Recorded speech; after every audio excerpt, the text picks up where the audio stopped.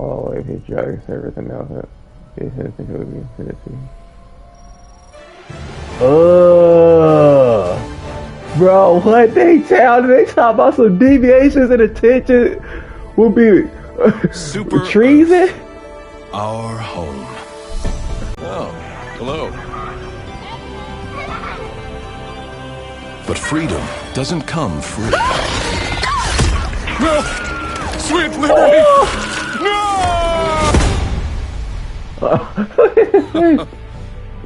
Look familiar? Ladies and gentlemen, democracy has landed. Join the Helldivers. Become part of an elite peacekeeping force!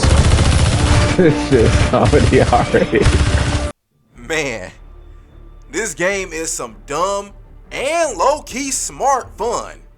Much like with the Doom series, I didn't expect for a PvE experience to grab me like this, as I'm more of a PvP junkie, but my experience with Helldivers 2 has been amazing so far.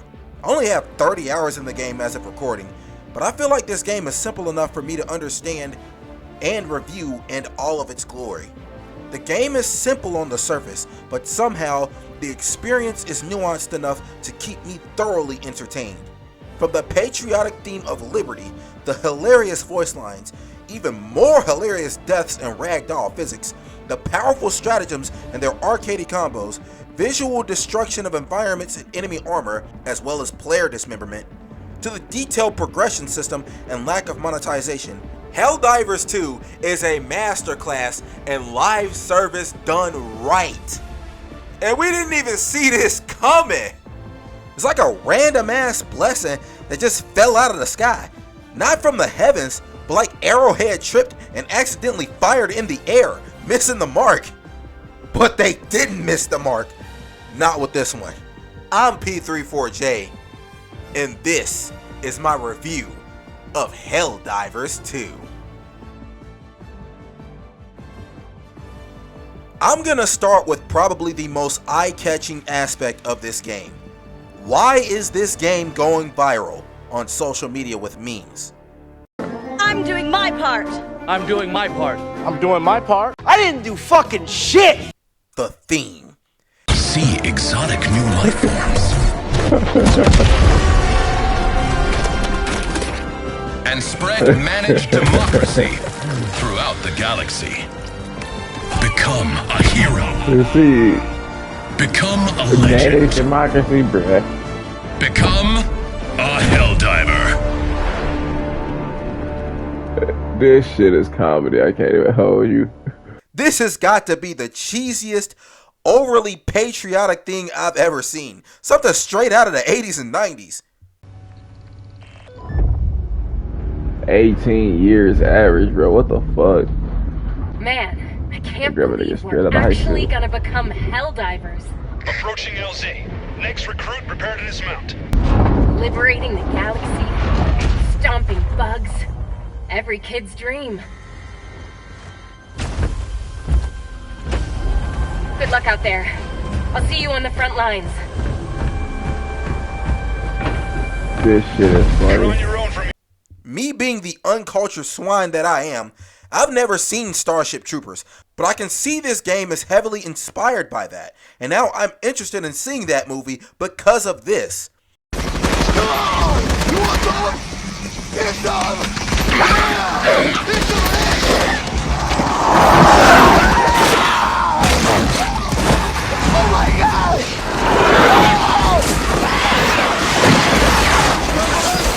And the same goes for the Terminator series. Obviously not for the Halo series though. This is a Halo channel at heart. So what do you get when you put Starship Troopers, the Terminator, Halo, and a bit of Star Wars and Code Geass into a melting pot? You get a ball of patriotism, hilarity, and chaos. Everything about this game's theme is based. The Hell Pod drops are cool. The cosmetics are lit, especially with the capes. Them shits be having me feel like a underpowered superhero ready to fight for freedom. As you saw, the first cutscene was funny as fuck. And you'll be laughing like that throughout the entire game because the dialogue is funny.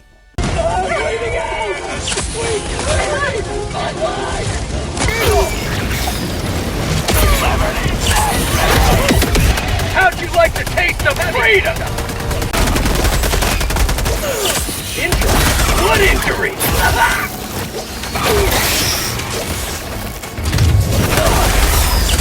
Freedom never sleeps! This is the type of shit that will get you hyped up and ready for battle just for you to get your shit split. And this will happen over and over and over, and you will never get tired of it.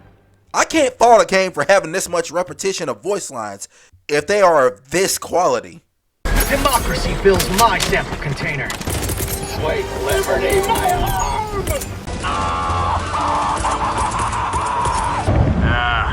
I can almost hear the death throes of the bugs as the termicide suffuses their trachea. That's psychotic as fuck. I now want to wake up in the morning every day so I can brew up a nice cup of liberty. How about a nice cup of liberty? It feels great to know that we're all fighting for such an important and just cause. No, our fight isn't fascist. No, the SCHC isn't xenophobic. And anybody else that tells you otherwise needs to be reported immediately, as this is an act of high treason. This Reddit user said it best. If the Ministry of Truth were lying, then they'd be called the Ministry of Lies. We fight for one united, cohesive purpose. For the wonderful citizens and hard-working taxpayers of Super Earth. And that's why managed democracy needs to be protected at all costs. We all must fight for democracy. Democracy. Democracy. Damashi.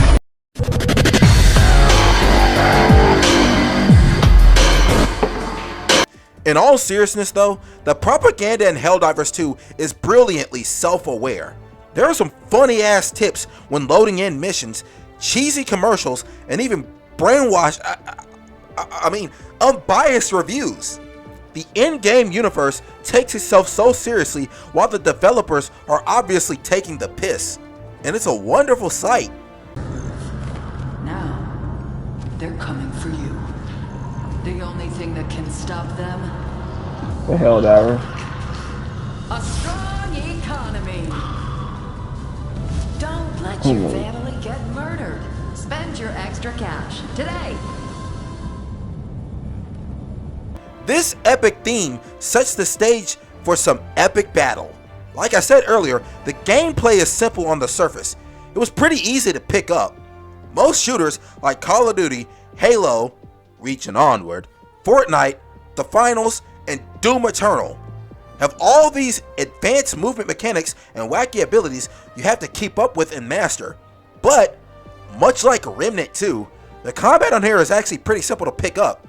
The only intentionally implemented advanced mobility mechanics are the slide, sprint, clamber, the jump pack stratagem, and the legendary hell dive. But everything around this is where the nuance comes. Almost every attack you take in the game applies Hitstun, particularly melee attacks. So the main problem I had starting out, and still have, was taking too many attacks in succession. So the main combat loop is built around maintaining a safe distance from the enemy, depending on your weapon's effective range, while applying massive damage. When you find yourself taking heavy damage, the game has 3 mechanics to push you through that hit stun and get you out of a pinch. 1. Stamina, which allows you to sprint. Obviously, this is the primary mechanic for damage avoidance, but when you run out of stamina, your sprint speed is reduced, so you can't use it to escape from a horde of Terminites stomping your ass out like you told the feds or something. When you take the first or second hit, this is when the all-important Hell Dive comes in, which is an omnidirectional dive that you don't need stamina to perform. Gives you a temporary burst of speed necessary for evading attacks, but leaves you prone for a second. It's kind of like an evasive dash in this game, and I haven't played a game where it's intended to be used like that besides this one. It can also be used to avoid ranged attacks and stratagem explosions. The dive can give you enough space to execute your next move, which can be to reload, kill the enemies chasing you, recover some stamina, and or use a stem, which recovers your health and drastically reduces your hit stun, allowing you to tank some enemy damage along the way of your escape. It's like an actual shot of adrenaline, like Octane without the speed boost. If you find yourself getting breakdanced on by the Terminates or aired out by automatons, this is your get out of jail free card, your last resort. But be careful, because enemies can and will interrupt your stem animation and kill you before you even get a chance to recover. This is why it's best to make sure you're full health immediately before a shit show, but you also want to be sparing with your stems during less dangerous times, saving them for important moments. Resource management. Helldivers 2's base mechanics are simple, especially the movement, but each of them feel imperative to use in the combat loop. Combat-wise, the main goal of the game is to obviously not die. Wow, there's a cherry. By preventing these situations and not getting one shot. So how do you do this in a game where the enemies are relentless and there are minimal defensive upgrades? How do you stop the enemy's campaign against democracy and stop them from repeatedly stunning you to death? This game encapsulates this saying very well. The best defense is a strong offense. The game makes you feel weak defensively so you can feel strong offensively and skilled overall. To complement your positioning and defensive skills, Helldivers 2 offers the player a devastating arsenal. The primary and secondary guns are quite effective against small infantry, even on the higher difficulties, but are less effective against heavies. Grenades are pretty useful against both. But when faced with hordes, even infantry can be a significant threat to your survival, and your guns will likely not be enough to save you from a situation, except for the breaker. I ain't gonna lie, before I wrote this review, I wasn't using the breaker that much, but I just started using it like a couple days ago. That bitch is busted. That bitch busts. Like, that motherfucker busts like the Even 8 do in the current season of Apex Legends. Like, I wouldn't want to be on the opposite side of democracy right now, just because of the break. Before we even get to the stratagems, the breaker alone. Like, I'm going around acting like a breaker, like my name is Braun or something. Get it? That plasma launcher gun is also pretty effective from my experience. When you're backed into a corner, this is where the stratagems come in. Stratagems are tools that can be deployed throughout the mission via these fighting game-like D-pad combos, which I think adds a layer of skill and fun to the game. You can't just spam stratagems over and over again without being skilled at doing it. And even spamming stratagems over and over again isn't an advised move, because you might blow up your teammates, which I'll get to a little bit later. They also help the player to use each stratagem intentionally, although I'm dumb enough to have put in the wrong combo for the wrong stratagem multiple times. The 3 default ones are Reinforce to respawn teammates, Resupply for health and ammo, and SOS to call Helldivers in from across the galaxy. Other players online, like a summon pool from Elden Ring, which, oh boy, we are gonna get to that game later. More on Elden Ring in due time. Some stratagems are defensive or objective based, but most of them are offensive, built for destruction and liberation. You got hella bombs and strikes, turrets, powerful support weapons, and the Patriot exosuit. You see, the Patriot is a prime example of the simple mechanics in this game being applied expertly, because you can only shoot bullets, rockets, and melee, just like the Mantis in Halos 4 and 5, but it comes with limited resources. You can only call it twice, once when it first came out and it was available to everyone, and you have to be careful to not blow yourself up, which you can do with like one rocket. Done so like 2 or 3 times and it was frustrating the hell out of myself. It plays well with the mechanic of resource management that is important throughout the game, as well as the rest of the stratagems, which all have long cooldown times. Some stratagems, like the turrets, Gatling barrage, strafing run, and the cluster bomb, are more useful against infantry, Other stratagems like the 110 rocket pods, precision strike, and anti-armor equipment like the expendable rockets and the recoilless rifle are good against heavies, particularly those damn chargers. But there is nothing more satisfying in this game than soloing an automaton tank or a bile titan with an orbital laser, a 500 kg bomb, or a rail cannon strike.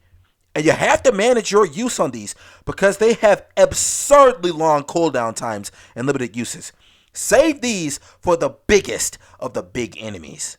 Speaking of enemies, there are two fascist alliances that threaten Super Earth: Terminids and automatons. And they do feel different to fight. Terminids are those Starship Trooper bugs that swarm and overwhelm players with their physical might. They're very aggressive, mostly depending on close range combat and melee attacks. Especially those damn man, bruh, fuck them chargers, bruh. Look, I wouldn't wish charger on my worst enemy. I recently had to start running a specialized loadout, like an anti-charger loadout. Like I'm carrying hella anti-armor, like I'm carrying expendable tanks. I'm trying out the spear, which is very difficult to use, to be honest. I thought it was trash when I first started using it. I literally have to specify my loadout to go after chargers while my teammates are taking care of the infantry and bows. Fuck these chargers. Bullshit. Like ragdolling you all over the place. Over and over. Spamming. Over and over. Multiple chargers over and over. What the fuck? Nigga, what? I was looking at one charger and my shit just got boomed by another one. Into some fire. So I was burning laying on the ground. That's fucked up. That's fucked up. Like, what the fuck? They tanky as fuck, they stay on your ass, and they either stomp you out with one shot, or they Goldberg spear your ass halfway across the map. Chargers are good for phones, tablets, and controllers, but bad for competing football teams, competing car companies, and Helldivers. But bile spewers and titans can get you from a mid to long range. John Cena's family members, the Stalkers, specialize in espionage and guerrilla tactics, as they can cloak themselves for an ambush. The spawns for Terminids can catch you off guard, as they can appear from the distant smoke, underground holes, or just phase in from the floor. In my opinion, the automatons are much harder to fight, because not only do enemies seem a bit tankier in general, specifically the tanks, go figure, but they also have more ranged attacks via lasers, grenades, rockets, and that damned tank. The Scout Strider is particularly annoying, as you have to get behind them to shoot the operator for the kill. They take hella damage from the front. At least their dropship spawns are more manageable to deal with, but their ranged attacks and tankiness make them a more difficult enemy to kill and defend against. And if that's not enough, the jetpack guys can Chaozu you. RIP Akira Toriyama, you will be missed. While the main strategy of run and gun is prevalent among both enemies, it's supremely harder to do so against automatons due to their more advanced tactics. I can't survive, bro. Like, this be the reason why I don't be playing this game. I'm sorry, bro. I literally cannot fucking survive. It's pissing me the fuck off. Like, I only got killed like 3 times. The challenge in Helldivers 2 comes in your team's ability to defend against these monsters while completing the mission objectives. Helldivers 2 has a diverse array of mission objectives, from escorting civilians, destroying enemy structures, killing hordes of enemies, transporting packages, defending silos, and the most prevalent one from my experience, dealing with interactables. These include setting up comms relays, generating or routing power to places, etc., but they're all the same in spirit. Most of these objectives have you operate a terminal that provides a string of minigames to activate stuff. Sometimes you have to stop and manually turn a valve or a satellite in order to continue operating the terminal. Other times, it'll start processing something and you have to defend yourselves at that position until the objective is done. Enemy structures can be destroyed via grenades and holes or destructive stratagems. Terminate eggs can also be shot down with guns. There are also side objectives, which mostly consist of destroying more enemy structures and activating support weapons like siege artillery. You can also collect 3 different types of samples, which differ in rarity throughout the map. If somebody on your team grabs a pink sample, that's going to change the entire complexion of the mission. Like, you might want to just outright stop doing side objectives so we can get the hell up out of there as soon as possible. And we're going to get to why in a little bit, because those pink samples are necessary for ship upgrades. I remember how bad I felt because I accidentally killed my teammate with the pink samples and couldn't get that shit. Ah! There are also some grounded traps that slow or damage that you must look out for. The maps are all huge and open, especially for a squad of 4. They're all procedurally generated, and I think the open map design allows for this. They didn't have to put too many structures on the map for them to function properly and complement the gameplay. Like I've said like 10 times before, I'm no map design expert, so I'm just making observations from my point of view. But the maps don't look procedurally generated, nor do they feel that way. It looks like there are plenty of places for cover, even out in the open, but the maps are nowhere near too clustered for enemies to be aggressive or for stratagems to be effective. Of course, the last objective of every mission is extraction, where you call a pelican.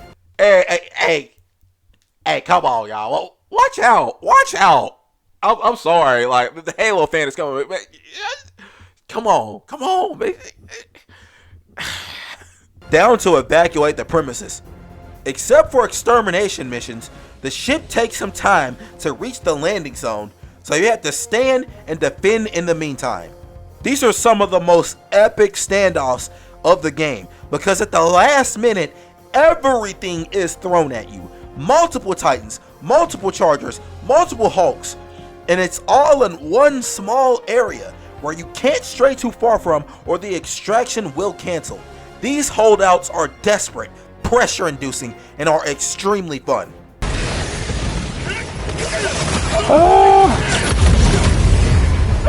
I'm bleeding out! I got it! Oh, that's probably the cleanest extraction I ever pulled off. That was some shit! Victory was Oh never my god! I held over and then stemmed at the right second. Hey! Whoa! That was the most fucked extraction I ever had to deal with. This may be a sci-fi action game, but the damage effects are as logical and realistic as they can get. Let's start off with the most important of these. Friendly fire. It isn't. But it is inevitable. Not only through stratagems, but I've just flat out line of fire at my own teammates before, unintentionally. I'm surprised I haven't been court-martialed by now. This is why communication with the squad is key, especially with a limited amount of lives. But then we have these ragdoll physics. This shit is Halo levels of comedy. When you're doing everything you can to survive, just to get flicked 100 feet by the explosion or an enemy, it makes you feel like there was nothing you can do, and all you can do is laugh. But when you survive these flights, it makes you feel like a badass. There were times I had to fold myself by diving off a cliff to survive. I did do this a lot just for the lulz. Lastly, there's dismemberment. For players, enemies just destroy you. What can I say? This does play a factor into the game's theme of individual powerlessness, but perseverance through teamwork and sacrifice, which enhances both the lore and gameplay. With enemies, the damage you do to them is visually represented well. Games like Halo Infinite, Doom Eternal, and WWE SmackDown vs. Raw 2010 and 2011 all do a great job at showing the work and hurt you're giving your enemies, and Helldivers 2 is no exception. You can see here that as I'm shooting the pussy-ass Charger, its armor is falling off and its flesh is being revealed, and I can exploit that weak spot for more damage. So what do you get when you combine all of these factors?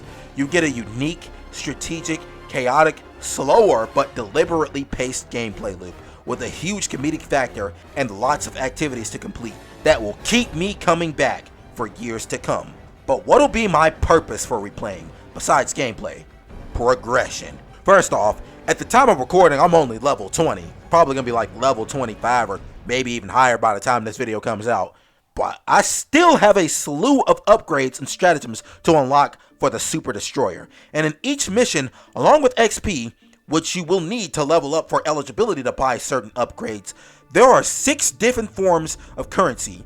Requisition slips can be used to buy stratagems. The 3 sample types can be used to buy ship modules, which come with various upgrades for your Helldiver, like increased equipment capacity and a bunch of other stuff. Medals can be used to unlock weapons, equipment, boosters, and cosmetics within war bonds, basically battle passes. Boosters are these special upgrades for the team, like less damage and fully loaded ammo and equipment at the start of a mission. Customization is decent in this game. You got some dope armor, helmets, and capes. You can customize your loadout and even name your ship. It'd be kind of cool if you could like customize the look of your ship too, but I ain't gonna like, this game is still worth $60 regardless. Maybe I'm just asking for too much. I named mine the Prophet of Truth. Let him know. All of you vermin, cowering in the dirt, thinking, what, I wonder, that you might escape the coming fire? No, your world will burn until its surface is but glass. Even though you can upgrade your weapons with attachments, Helldivers 2 still offers a slew of upgrades for progression, and since this is a live service, there is surely more to come. Super credits can be rarely found in the game and can be used to unlock shop items and premium war bonds, which contain new weapons and armor.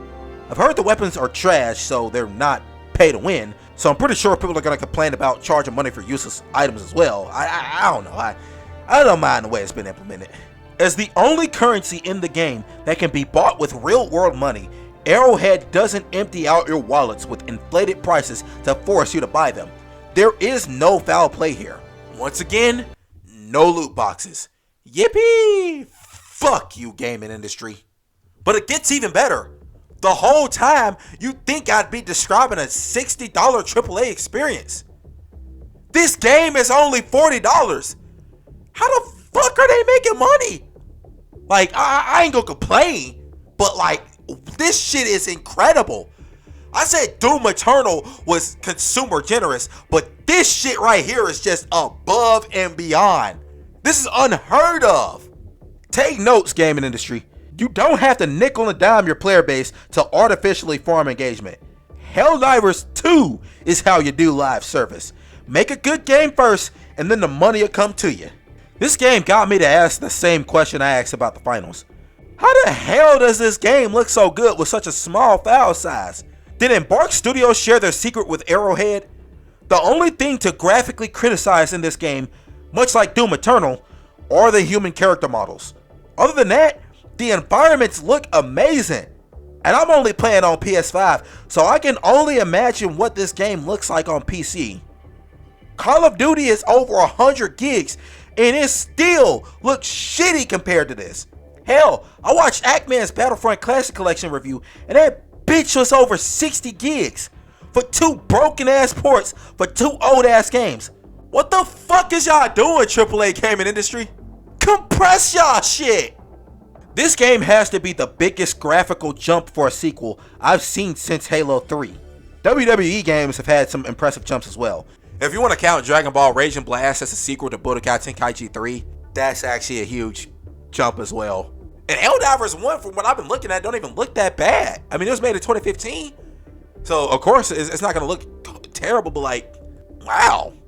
Not much more to say here. The game looks just as good as it plays. But wait, there's more! Helldivers 2 has a real-time war system with some sort of a dungeon master, my first experience with this concept, that helps to curate the experience.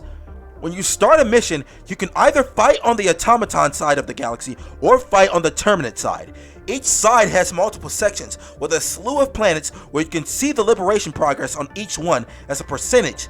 And then, in the middle, there's Super Earth in all her glory.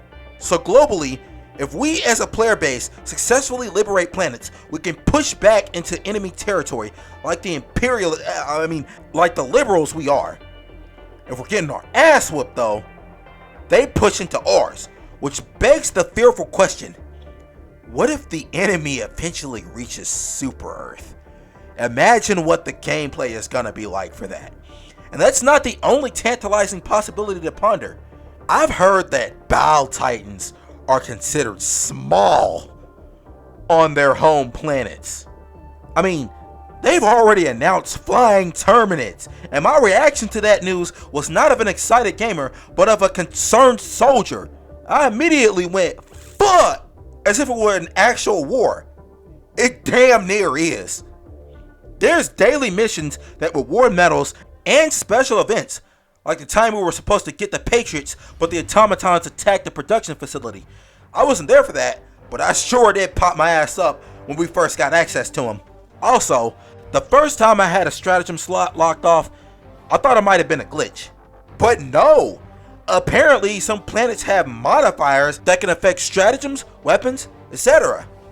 The aura that this game exudes is present not only in the community's social media antics and in-game events, but also regarding the game's release and performance. This game is popping and is sustaining its population. Steam charts are showing all-time great numbers, so imagine what the numbers are on PlayStation. This game isn't even made by a AAA developer, and it has left Suicide Squad in the dust.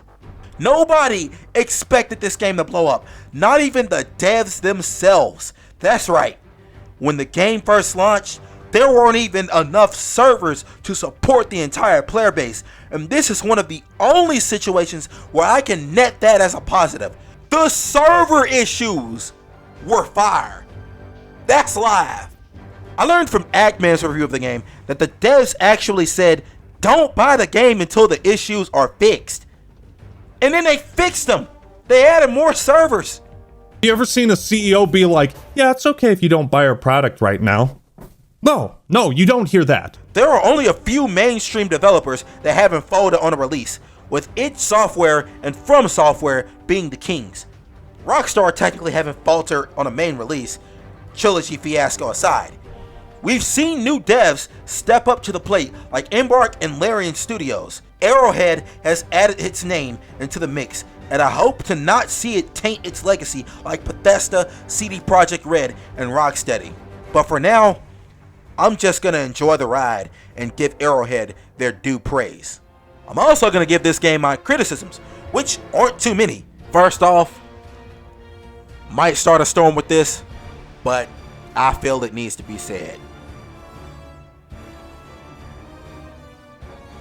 Mantling ass. It be shit that you obviously supposed to climb that they either don't let you climb or they take 40 to let you do it. They don't have problems making you climb that damn resupply package before you can stop in front of it to get some of the supplies though. This shit that happened to me multiple times, and I've seen it happen to somebody else. I even died to this shit.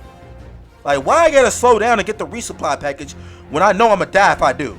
Alright, bitching aside though, this game has some absurd glitches. Not too often, but they piss you off when they happen.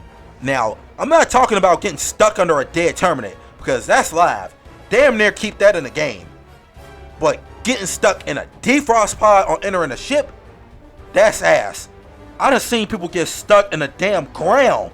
Sometimes the enemy models like stretch throughout the screen on some the day before shit, but it's nowhere near prevalent as a problem. It can't be. The day before was a one-of-a-kind disaster. Literally the opposite pole of Helldivers 2 in terms of quality. The game reset my armor and loadout before, and I'm not the only one regarding loadouts. But worst of all, whatever the fuck this is. You already got, okay, cool. Warning, you are leaving. What the fuck? Requesting air support. Nigga, I just got glitched out. There is but one sentence commensurate to the crime of treason. Nigga, they... What the fuck? 200 meters. Reinforcing. Controls. Turns out there are so many actions in the game that it took me a while to custom map my buttons without conflicts. Those conflicts aren't an issue on the default setup, but then there are some actions that are mapped to the same button, but with different forms of contact like tap, press, long press, and hold. I'd be trying to pick up a weapon or interact with something, but confuse myself by either holding the button instead of tapping it or vice versa, preventing me from doing the action because the function is mapped to something else. The basic actions in this game are simple, but the control scheme can feel a bit clunky. I mean, I'm not the most careful person myself, so it's really kind of a personal nitpick. I don't know if anybody else had that problem. Lastly, not much of a criticism, more of a suggestion. We ain't got enough Helldivers.